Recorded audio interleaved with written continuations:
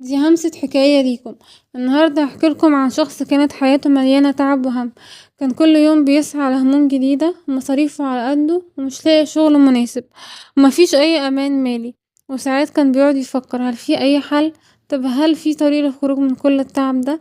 كان كل يوم نفس الروتين الممل والقلق مالي قلبه، وساعات كان بيقعد من غير نوم كويس ويفكر في المستقبل وفي الأيام اللي فاتت، وكل فرصة ضيعها كانت بتوجعه، وكل كلمة طيبة مش قالها، وكل مساعدة صغيرة كان ممكن يعملها، وكل لحظة كان ممكن يغير فيها يومه وضيعها.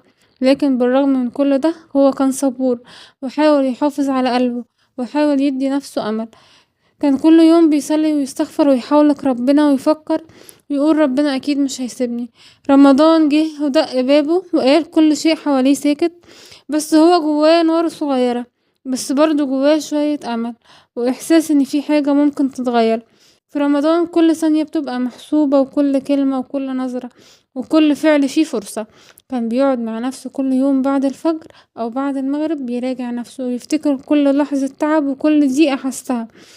كان كل مرة بيقعد يفكر فيها بيحس بالألم وبالوجع وبضيق حاله، لكنه كمان كان بيحس بأمل صغير جواه، وكان بيشوف تفاصيل الحياة الصغيرة، ضحك الطفل في الشارع وصوت عصافير الصبح وشعاع الشمس اللي على الجدار، وكل لحظة بسيطة حوالينا فيها حياة.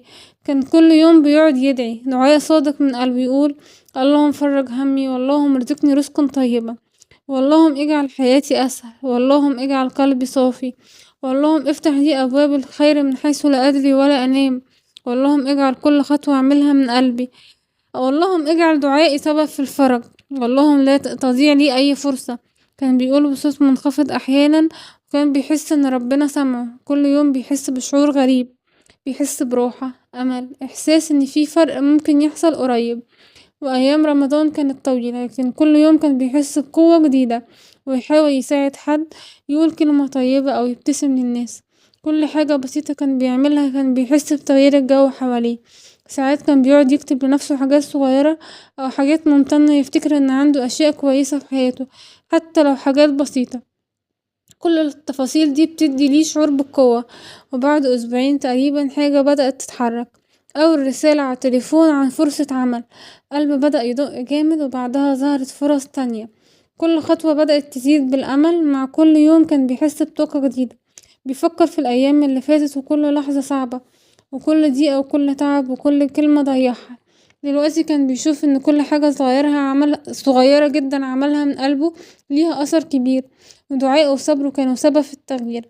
ومع الوقت لقى نفسه بيشتغل في مكان كويس قوي ومرتبه يقدر يعيش بيه، والناس اللي حواليه لاحظوا الفرق اللي بقى فيه. دلوقتي بدأ يحس بالراحة النفسية، وكل لحظة تعب علمته حاجة، وكل ابتسامة صغيرة عملها أو كل كلمة صادقة وكل فعل اتغير. رمضان مش بس صيام عن الأكل، ده رمضان صيام عن اليأس وعن القلق وعن الإحباط. رمضان فرصة لكل واحد بيبدأ من جديد، فرصة للقلب يكون صافي، وفرصة للدعاء بصدق، وفرصة للحياة تتغير. لو موقفك صعب افتكر القصة، وكل دعاء صادق ممكن يغير حياتك. عيش اللحظة دلوقتي وشارك قلبك مع اللي حواليك.